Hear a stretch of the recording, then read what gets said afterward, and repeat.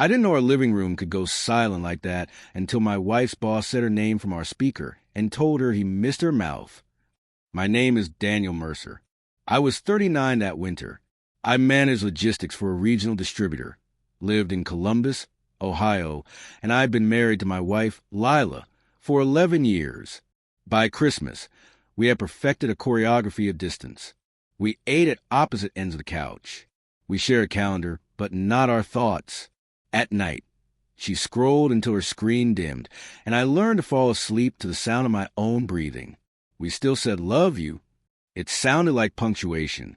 That night, our house smelled like pine and burnt sugar.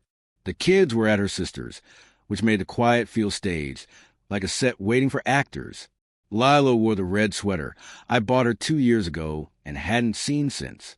She'd been humming, checking her phone, setting it face down when I walked by. I poured wine.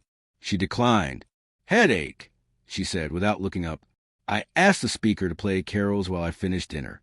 It did. Then it chimed. "Hey, Lila," a man's voice said.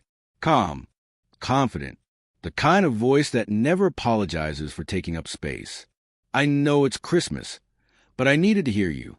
I miss you. Call me when he's asleep." She froze. Her hand hovered over the table like it had forgotten gravity. I stared at the speaker, then at her, then back at the speaker, as if the order could undo what I'd heard. "That wasn't," she started. The voice continued. "I've been thinking about last week. The hotel. You said you'd figure out how to tell him. Don't drag this out." I turned the speaker off. The click felt small compared to what had broken. Her boss. I knew his name. I'd met him twice. Once at a fundraiser where he shook my hand and told me Lila was indispensable. Once at a holiday party where he joked about work-life balance and kissed her cheek a little too long.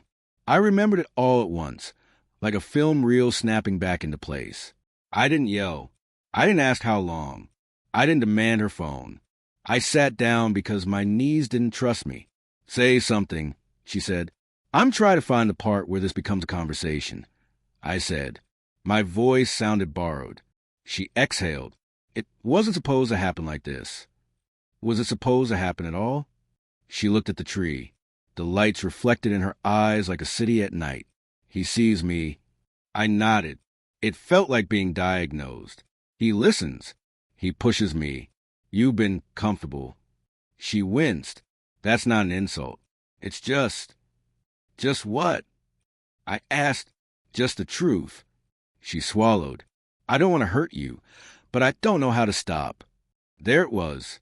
Not remorse. Not panic. Momentum. "Do you love him?" I asked. She didn't answer right away. When she did, her voice was careful.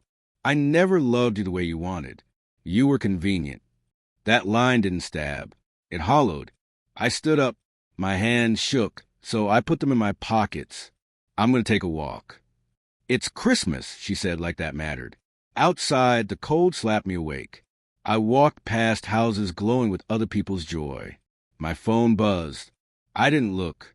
I walked until my breath hurt, until my thoughts stopped racing and started lining up.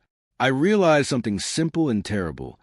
I had been auditioning for my own marriage, explaining myself, softening my needs, accepting crumbs because I thought patience was love.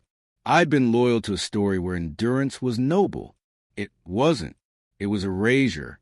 When I came back, she was on the couch, coat on, keys in hand. "He wants me to come over," she said. "Tonight." I nodded.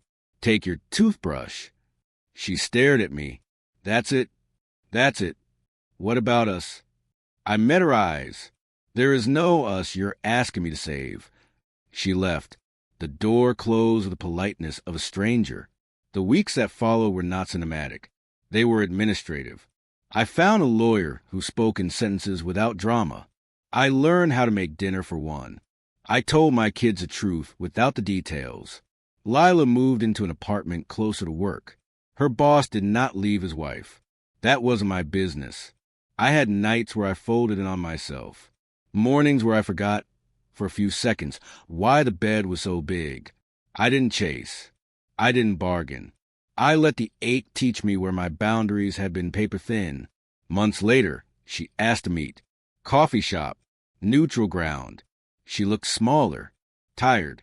"He didn't choose me," she said, like a confession. "I know," I said. "I made a mistake." I took a sip. "You made a series of decisions." She flinched. "Can we try again?" I set my cup down. "No." "Why not?" Her voice cracked. "Because the part of me that would accept that is gone." We sat there until the silence did its work. Then I stood, wished her well, and walked out. I didn't win anything tangible. No applause. No sudden glow-up. What I gained was quieter. Sleep without bargaining. Mornings without dread. The ability to hear a room go silent and not feel responsible for filling it. If there's a lesson, it's this: dignity isn't loud. It doesn't post receipts. It doesn't need revenge. It's the moment you stop asking someone to choose you and choose yourself instead. On Christmas nights and ordinary Tuesdays alike.